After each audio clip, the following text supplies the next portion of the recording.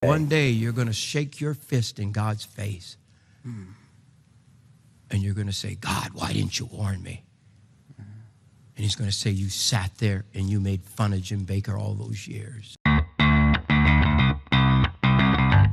Hello everybody and welcome back to my channel. I am Jen, this is Fundie Fridays, and here on my channel I talk about different aspects of Christian fundamentalism while I do my makeup. Today we are going to be talking about the Bakkers, all of them. And yes, I'm going to be giving myself a Tammy Faye makeover. I did one earlier this year, and you know what? I'm gonna redo it. I didn't come here to play, alright? This is not Fundie Fridays best friends race, okay? I'm gonna do a full look for you today. In case you haven't noticed, Tammy Faye is my personal pet Fundie. I love her, she is my queen, and may she rest in peace, my beautiful angel. My goal by the end of this video is to have you fall in love with her too. Contrast, Jim Bakker is human garbage and can go kick rocks all the way to end times. Keep our elf looking bitch ass. Out here looking like a gremlin that somebody fed communion wafers after midnight. Jim and Tammy started a wildly popular Christian broadcast network, made millions, founded a Christian theme park, had numerous scandals, crashed and burned, and were publicly humiliated and lost it all. So how did this criminal, scandal-ridden televangelist dynasty even begin? James Orson Bakker was born in Muskegon, Michigan, the son of Raleigh Bakker and Fernia Lynette Fern Irwin. Jim Bakker was unfortunately neglected and abused as a child. This included grooming by an older man who assaulted him for several years, and while this traumatic past does not excuse Jim's bad behavior, I feel it is important to highlight that it was never rainbows and lollipops in the Bakker household. Bakker attended North Central University, a Bible college affiliated with the Assemblies of God, where he met fellow student Tammy Faye in 1960. I forgot to put his birthday. I don't care what his birthday is. Tammy Faye was born March 7th, 1942. He was born in International Falls, Minnesota, to Pentecostal preachers Rachel Minnie and Carl Oliver LaValle. She was the oldest of 8 children, and they were very poor, and she had to help raise her siblings. Shortly after she was born, her parents got divorced, which alienated her from the church. Tammy Faye is widely known for her bubbly and loving personality, along with a penchant for dramatic and excessive crying. I personally find it endearing because I also cry at nothing, so hashtag sob gang. So while the Bakker dynasty is officially non-denominational, they themselves are Pentecostal, specifically Assemblies of God. The Assemblies of God is a group of over 144 autonomous self-governing national groupings of churches that together form the world's largest Pentecostal denomination. It is the 4th largest international Christian group of denominations. And as we've learned on this channel, labels are meaningless at this point. Every church is every other church, and they agree on a combination of everything and nothing all at once. That's why I cover so many topics that aren't specifically fundamentalism. After all, Satanists are actually atheists, and Catholics apparently are Pentecostal now. So Jim and Tammy married on April 1st, 1961. The irony of them being married on April Fool's Day is not lost on me. And they left college to become traveling evangelists. During this time period, the Bakkers rubbed shoulders with other soon-to-be televangelists and built a network of powerful friends that would one day abandon them. Jim and Tammy worked for WTOV-TV Channel 27 in Portsmouth, Virginia, owned by Pat Robertson. It was very small, and according to Jim, the signal barely reached down the block. To raise money to keep the station on the air, Pat Robertson produced a small telethon and set a goal of 700 members, each contributing $10 per month. Members were referred to as the 700 Club, and the name stuck from then on. The 700 Club has given us many awful quotes from literal supervillain and goo blob extraordinaire Pat Robertson. What is this mac and cheese? Is that a black thing? It is a black thing, Pat. The telethon was successful and is still held annually. The station received enough donations, however, to launch the Christian Broadcasting Network, and I've always thought this was a fun fact, but Jim Bakker was actually the very first host of the 700 Club. The channel exploded in popularity with Jim and Tammy's puppet show. I made a little girl Piggy. She had to have a friend, so we made an alligator that talked like this. Hello, I'm Ellie the alligator. And I'm Susie Muppet. I worked them with my hands like this. This was their little hands, and this was their head. Jesus takes a frown, and he turns it upside down. I like to think it was because of Tammy's bubbly demeanor and smiling countenance. For the nation's biggest yard party, the Jim and Tammy Show. Hi, everybody! Bakkers left CBN in 1972. Reportedly, Jim Bakker was fired by Pat Robertson over philosophical differences. I don't know if that's entirely accurate, though. Have said that Pat Robertson loved Jim like a brother, and they had a wonderful relationship, with Robertson begging him to stay. And further still, we find out that Robertson wanted to run for president and was looking to distance himself from Bakker. So, what is the truth? Well, supposedly Jim and Tammy were up to their usual bullshit of misappropriating funds and living a life so lavish that a messy downfall was really the only logical conclusion. So despite this alleged amazing relationship that Bakker and Robertson had, the couple left, and reportedly some staffers at the station responded by destroying the puppets. I haven't seen puppet abuse this horrifying since Michael Pearl made his famous instructional video. In 1973, the Bakkers joined with Paul and Jan Crouch, their former youth pastors, to help co-found the Trinity Broadcasting Network, which I'm sure you're all familiar with. We decided that we wanted to tour the country a little bit. We'd never seen California ever. Yeah. So we came to California, and we heard that your dad was here. Yeah. And Jim said, he's my youth minister. I got to go see Paul. And oh no, I thought television was over for us. And before I knew it, we were back in the swing of things again. Now, what are your memories from the early days of TBN? I mean, you had, the kids program, building studios. Tell me about that. Oh my goodness. Some of my memories is me and Jan and helping to take the tar up off the floor. We literally built the studios ourselves. Look at the screen. That's Tammy. That's us shoveling tar. And there we are, shoveling tar. I loved your mother. We're so much alike that I get mistaken for her. She gets mistaken for me. Well, I was going to ask you, if you're going through a mall, do anybody ever come up to you and say, "Are you Jan Crouch?" Sometimes I've heard that I was. Am I Jan Crouch? Oh my gosh. Well, you know what? We have proof positive that you are actually two different people. In fact, if we can go to the picture of my mom. Now with blonde hair, are you sure we can prove it? Okay, look at the screen. There's Jan. There's Jan on the left. And there's Tammy on the right. There we are. Now, you guys may have been twins separated at birth, maybe. It could easily be. But you are two different people. The relationship with Jan and Paul lasted only 8 months due to an apparent falling out between Jim and Paul, causing the Bakkers to leave the ministry as well. I feel like we're starting to see a pattern here. After the Bakkers left TBN, they were allowed to keep the rights to PTL, and they soon relaunched their show again in Charlotte, North Carolina, complete with their own satellite. PTL was structured more like a late-night talk show than a traditional televised church service. And to make this even funnier, Jim Bakker has since admitted that he never read the Bible fully until he went to prison. PTL strived to make Christianity fun, with Jim even saying that religion is dull and boring, but being saved is not a drag. The show was full of laughter, fun, celebrity guests like Colonel Sanders, and of course the musical stylings of Miss Tammy Faye. Well, the dark clouds will fade, a new day will break, just like God promised to us. There's a rainbow on the other side, and the storm is going to end. There was fundraising, of course, and lots of it. PTL was tax exempt at the time, so they made buku money from donations. While it was expensive to remain on air, it was kind of obvious that much of the money was actually being put towards the Bakkers' lavish lifestyle and Jim's obsession with buying property and expanding the empire, not unlike the Monopoly Man. But overall, that didn't seem to bother the PTL club, and it probably should have. Nobody is forcing us to give the money. We want to give it.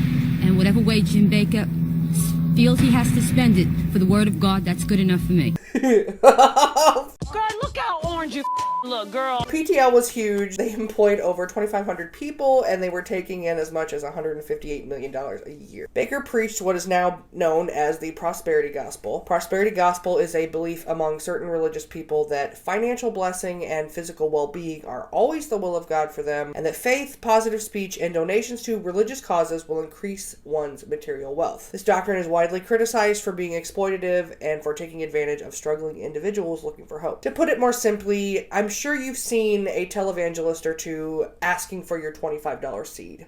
As surely as I'm speaking by the Spirit of God, that is a word for a person right now. That is God penetrating your heart. It's burning on the inside of you, and you need to make a vow of faith of $1,000. Oh, Bob, couldn't you say 25? No! Because they don't have that old programming of religion. Well, this isn't the way we do it in my church. Forget your church. I'm talking about what God says. And if you want the kind of miracles that are in the Bible, you're going to have to do what God said to do. And I've got the faith to believe they'll come to pass. This is hot soil for anyone that's got the faith to sow into it right now. It has begun. The reason I'm waiting to do my eyelashes is because I'm really afraid they're going to obstruct my vision. Funny enough, this lipstick color is actually called Ringleader. So let it be known that PTL wasn't all bad, and that is thanks entirely to Tammy Fae Bakker. Tammy was one of the first evangelical preachers to interview not only a gay-affirming pastor, but one with AIDS at the height of the epidemic. At this time, not much was known about AIDS, and sufferers of it were treated like lepers by an ignorant population. This disease disproportionately affected gay men, and that only helped to worsen the discrimination and hatred that they were already facing.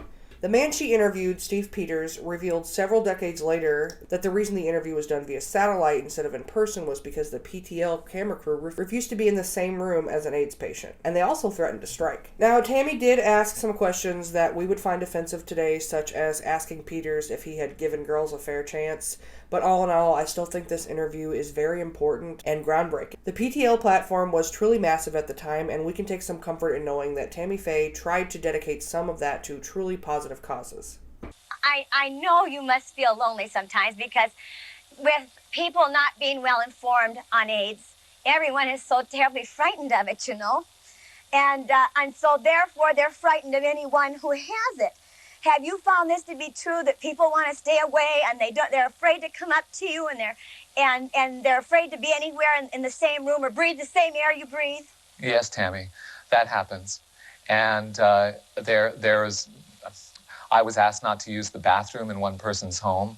I remember going to a party once where every time I finished my soft drink, the host took the glass into the open kitchen, one of these California kitchens, you know, and steam cleaned it every single time. I've been served on paper plates a lot in the last year and a half. And yes, people are scared sometimes. They don't know how to deal with terminal illness. They don't know how to deal with something as stigmatized as AIDS. But I also have to say, Tammy, that there have been an enormous number of people in the gay and lesbian community, as well as at the AIDS Project and at MCC, who have gathered around me and really cared for me. They have been present because my quality of life has been at stake. So there are people who are breaking through that fear, who are not letting the fear get in the way. You know, and how sad that we as Christians, who are to be the salt of the earth, and we who are supposed to be able to love everyone, are afraid so badly of an AIDS patient that we will not go up and put our arm around them and tell them that we care. Yes, I know, it is tragic, and that's the tragedy Steve, of the situation. I just want to tell you something. What's that, Tammy? If there would have been any way, you know, I know you were sick, and that's the only reason we didn't have you come and sit in the studio next to us today, because you had your chemotherapy treatments, and you needed to get home quickly so you wouldn't miss them. But I want to tell you, there's a lot of Christians here who would love you and who wouldn't be afraid to put their arm around you and tell you that we love you and that we care. Thank you, Tammy. God bless you for saying that. In case you're wondering, Peters is still alive and he is still a minister and activist. Bakkers had 2 children, Tammy Sue and Jamie, who goes by Jay now. Both of their children were raised on screen and their lives were pretty cushy for kids. They got to buy whatever toys and food they wanted at Heritage USA and charge it to the PTL account. More on that later. With all of their money, Bakker started building Heritage USA, and no joke, this was at one point the 3rd most popular theme park in America, only behind Disney World and Disneyland. Honestly, this makes sense because this place was massive. Hotel rooms, shops, filming studio for PTL, rides, carnivals, passion plays, water park, you name it. All they were missing was skee-ball. God's a skee-ball fanatic. And then the great passion play that Gary Morris was talking to us about, the greatest story ever told, unfolds in the great amphitheater. A whole farm of animals appeared on stage. The conflict between Jesus and Satan will just amaze you. It will inspire you.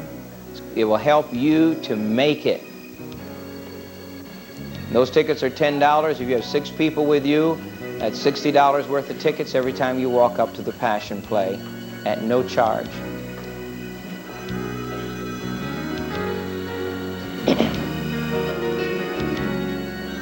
PTL's fundraising activities between 1984 and 1987 underwent scrutiny by the Charlotte Observer newspaper. This was the beginning of their downfall and eventually leading to criminal charges.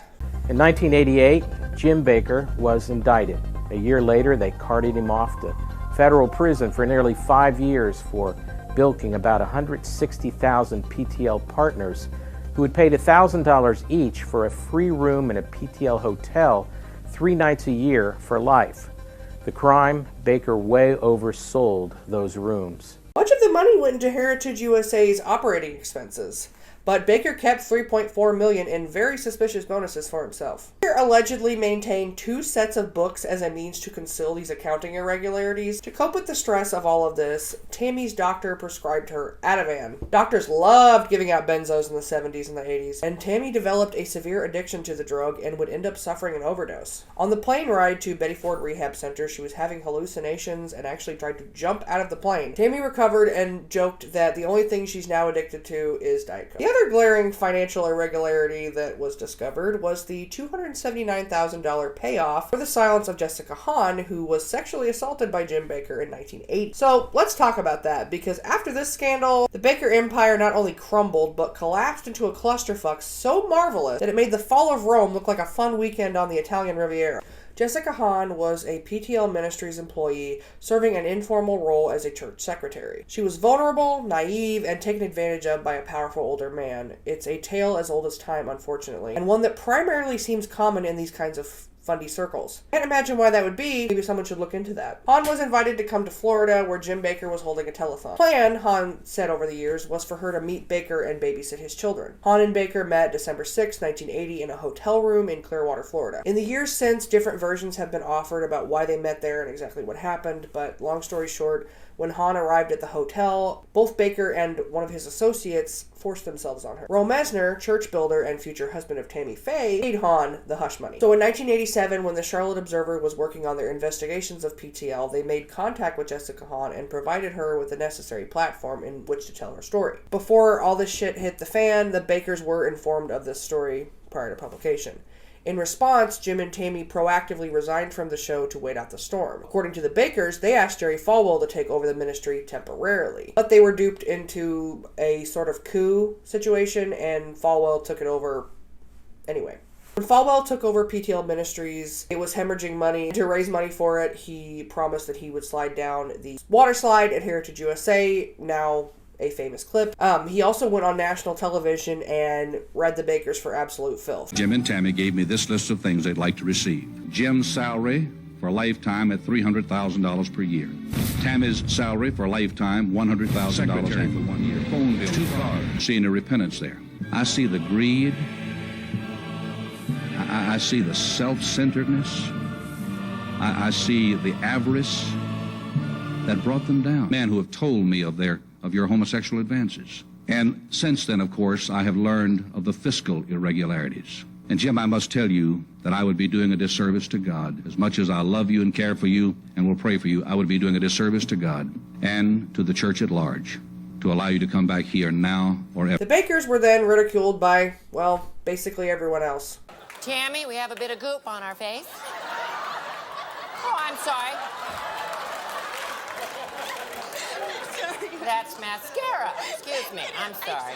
Meanwhile, Jessica Hahn transitioned into an attempt at being a media personality. Some people really liked her, but polite society treated her like garbage. This was several decades before the Me Too movement was even an idea, and she was criticized for posing for Playboy. 7 years of a quiet life, and suddenly the PTL empire collapses. Jerry Falwell's in it now, and you're on the cover of everybody's magazine. And here comes the church secretary, and you're naked. Why'd you do this? Why are you naked in this magazine? I had a choice, and I decided to do it for me. It came a time, Phil, where I felt that there was no way I was going to live for these people anymore. there was no way I was ever going to look in the mirror and see John Fletcher or Jim Bakker ever again. I wanted to look in the mirror and I wanted to see Jessica Hahn. Well, if you read a little further, then I could say, see, what about what Jim Bakker preaches?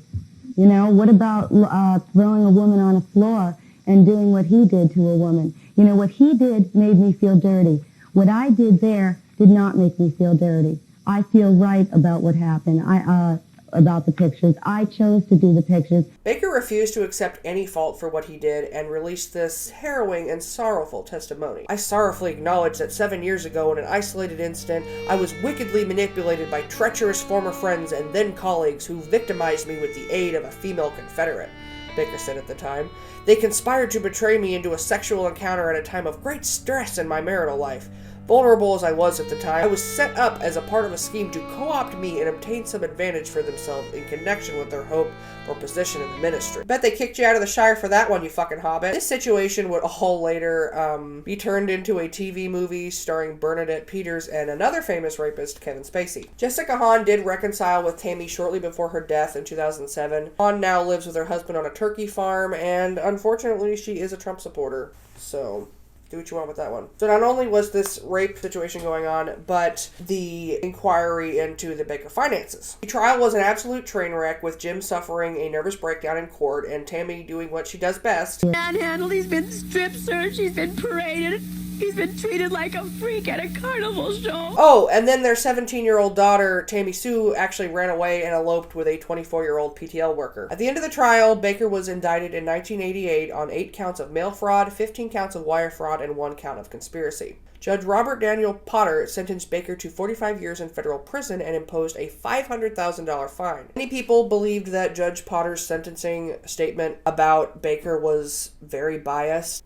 He said, those of us who do have a religion are sick of being saps for money-grubbing preachers and priests. I think that 45 years is absurd, especially for a white-collar crime. I mean, he's definitely a fraud. 45 years? But I have seen some people would say that it was actually God's plan that Jim go to jail. So God put him in prison to learn these lessons. And I think he learned the lessons, how to do it right. A sentence reduction hearing was held on November 16, 1992, and Bakker's sentence was reduced to 8 years. While he was in prison, Tammy Faye actually divorced him and then married Ro Mesner. Bakker was released from jail December 1st, 1994, and he owed $6 million to the IRS.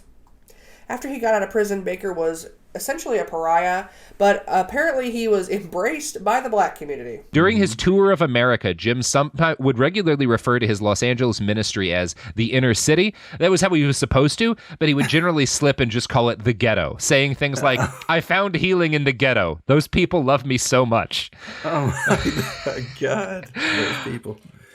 Lori also had a number of choice lines in that vein, telling one reporter, this is probably not PC, but out of all the races, white, Hispanic, Afro-American, the people of the black race have been by far the kindest to Jim. That clip that I just played was from the Behind the Bastards podcast, which I frequently use for research. I highly recommend it, especially the Jim Bakker episodes, because they are co-hosted by Vic Berger. Berger is a huge influence for me, especially with his humor and video editing. I'm going to link his videos at the end of the episode because it has provided me with endless hours of entertainment, and I hope it does the same for you. In 1996, Ro Mesner was also arrested, and he was convicted of bankruptcy fraud, having claimed to have owed nearly $30 million to more than 300 creditors in 1990. He was sentenced and served 27 months in prison. In this same year, Tammy published her autobiography, Tammy, Telling It My Way, and then she started hosting a TV show with Jim J. Bullock. We're not what you'd expect. We're a crazy, kooky duet. We're a recipe you didn't bake up. 3 times the laugh and 10 times the makeup. And you won't believe all the tricks we've got up our sleeve. Just call us Mr. and Mischief. We're cooking up fun today. I'm Jim J. and Tammy Faye. Jim married his new wife Lori in 1998, and I didn't know much about her, so I checked out her biography on the JimBakker.com website. Lori Bakker, born Lori Beth Graham, was raised in a middle-class church-attending family in Phoenix, Arizona. A life of partying and drugs that had begun during her early teens had culminated into 5 abortions by the age of 22. Don't have time to unpack that, so we're going to move on. In the year 2000, the Eyes of Tammy Faye documentary was released, and it was produced by World of Wonder and narrated by RuPaul. I highly recommend this documentary. I've seen it like 10 times at this point, and it just keeps getting better and better. It is free on the Roku channel, or alternatively, you can purchase it on Amazon Prime. The 2000s really were the time of the Tammy Faye Renaissance. She began preaching again, something that clearly meant the world to her. I had Jerry Falwell strapped on my back for a long time. He was on my back, strapped so tightly to me I couldn't breathe. I could hardly eat. I had a hard time sleeping. I was miserable. He was destroying my life, all because I was so angry at someone I couldn't forget. Now, was it hurting Jerry Falwell that I was angry? He's dead. The only one it was killing was Tammy Faye. And one day I gave Jerry Falwell to the Lord. And I said, Lord, there's not a thing I can do about what happened yesterday. It's gone. I can't do a thing about what Jerry Falwell did to Heritage USA and BTL. That's all over. But I can do something about myself and the way I feel. She started working in secular media because it is less restrictive than Christian television. Actually, I first learned who Tammy Faye was from watching The Surreal Life. I watched a lot of VH1 as a child, which explains a lot of my personality. On The Surreal Life, she starred alongside Ron Jeremy, Eric Estrada, and Vanilla Ice. I'm going to show you a clip from the show, and I want you all to make sure you notice Tammy Brown, because, surprise, surprise, she's another one of my heroes. That's your responsibility. Use your mouth. Enjoy. It's a real life over there at the mansion, let me tell you. I did not take a bath for 4 days because they couldn't convince me that there wasn't a hidden camera in the shower. I've used more Estee Lauder and deodorant than you could ever imagine. Yeah, pretty redhead back there. Hey girl, I brought my Polaroid camera to add you to my collection. May I come up and take one with you? You may. All right, let's go. Some of the men in drag were dressed up like me, and it's really funny because they look way better than I do. After being outcast from her church for getting a divorce, among other things, Tammy was taken in by the gay community. I was hurting so bad, and it was the gay community that found me and cared about me, and I'll persuade you. A huge reason why Tammy Faye was so beloved is because she kept it real. She was honest about her insecurities, and she even had her makeup tattooed on permanently and would never ever take the remainder off, even during surgery. No, it obviously means something. It obviously It probably deep down does somewhere, but I probably have to get a psychiatrist to dig it out. And I've never been to one, so I'm not too worried about it. Do you think that you... I don't well, mean you know, okay. I don't mean to disrespect you. I just want to know you. I think I feel ugly without it. I think that's it. I feel ugly without it. I don't like to look at my own self in the mirror without it. And so I do it for me. I don't do it for you. I do it for me. And I feel prettier with it, and I think that if we feel pretty, then we'll act pretty. We'll, you know yeah. what I'm saying. I think how you look has a lot to do with who you are and what you become. You are a beautiful person inside of you, and so, you know, the stuff outside, are you trying to, like, are you protecting yourself? That could be. You're putting so much stuff on your face that you're, like, hiding. Is it really that much? Let me look. It really is that much. Man, you're making me not be able to breathe here. She was very open about her struggles with self-esteem, drug addiction, marriage problems, and issues of faith. She never compromised her faith and always loved everyone. She was larger than life, bubbly, fabulous, boisterous, and sweet. And though it may be corny, she really could sing. In her lifetime, Tammy recorded over 40 albums. She worked in television all the way up until her death. And watch her gush about her son Jay and his cool punk rock church. Jamie Charles is doing fantastic. He's in Atlanta, Georgia, and he is ministering to the kids that churches don't want to bother with. Yeah. The kids with the tattoos and the pierces. He has a church in a bar in Atlanta, and it's so cute because they have 3 layers of three different rooms. They have purgatory, heaven, and hell. Yeah. And so Jamie asked me to come, and each room is a different size, and each room has a bar in it. Each one is a bar. And so I got to feel heaven.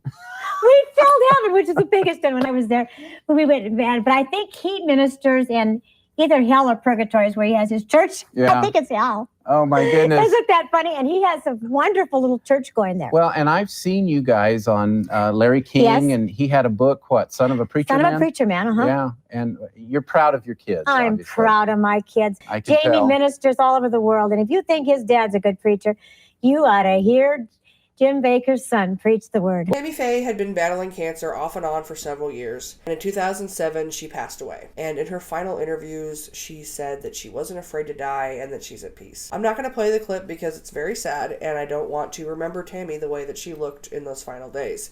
Instead, I'm just going to rewatch The Real Life for the 12th time, and I encourage you to do the same. In contrast, Jim Bakker is very much alive and up to his usual bullshit. Bakker has another TV show, The Jim Bakker Show, which he co-hosts with his wife Lori. Their new TV compound/gift emporium is located in the Branson, Missouri area, just about 3 hours away from where I live. Yes, I'm thinking the exact same thing you are, and I'm working on it. Morningside is the name of their ministry, and it is an obvious ripoff of Heritage USA all the way down to the Main Street facade. Except Morningside is the cold, lifeless shell of anything Heritage USA ever was. And the Jim Bakker Show is insane. It is like a bizarro, real-life, unironic Tim and Eric sketch. The participants, as I will call them, are completely sincere and not self-aware at all. I've got burgers made of beans, they're never fried. Saba chips and salsa to keep me warm way deep inside. Oh yeah, I guess you'd say, Jim and Lori, help me be prepared today for end times. I'm talking about end times. Bakker sells buckets of gelatinous radioactive goop that he generously calls food. They are truly disgusting. Literally, it's pig slop for humans. But that's not the point. The point is that he's preying on people's fears, and that's not surprising at all. Many Christians believe that Christ's return is just around the corner, and Jim Bakker has been playing this game for years. Another thing that's weird is that you can't actually purchase these buckets, since that would be a purchase, thus being subject to taxation. What you do instead is you gift a donation, and then you receive a bucket as a gift. Jim not only shills apocalypse food, but also silver solution, which he claimed cured coronavirus. Don't worry, he got into a lot of trouble for that. So what happened to these Bakker kids we mentioned earlier? Tammy Sue eventually reunited with her dad and appears on the show regularly, singing for the audience just as her mom once had. What are you most proud of in your life so far? So far, having my 2 kids. Of course. I'm so proud of Tell Tammy me about Sue. them real quick. Tammy Sue is 35 right now, and she is one of the greatest singers. And I'm not saying that just because I'm her mother. She has one of the most anointed voices I've ever heard. And she sings and preaches, and she works for my husband, Ro Messner. So she's in Charlotte, too. She's in Charlotte. Excellent. She has 2 children, James and Jonathan. I don't know how they got there, but James is 16 and Jonathan is 15. Oh, my And I still carry around baby pictures of them.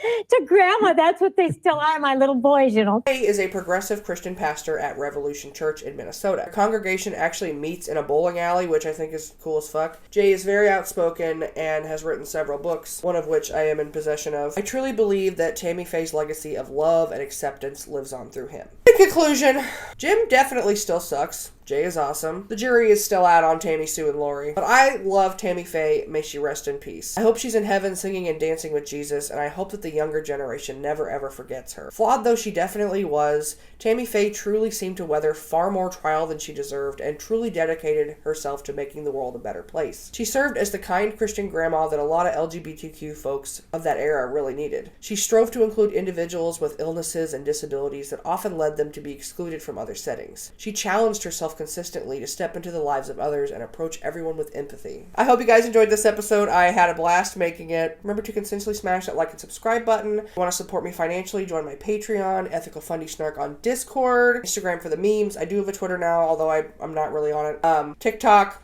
I'm working on some videos. Also, I wanted to mention that there is a new movie coming out that is based on the eyes of Tammy Faye, but it's like a fiction movie.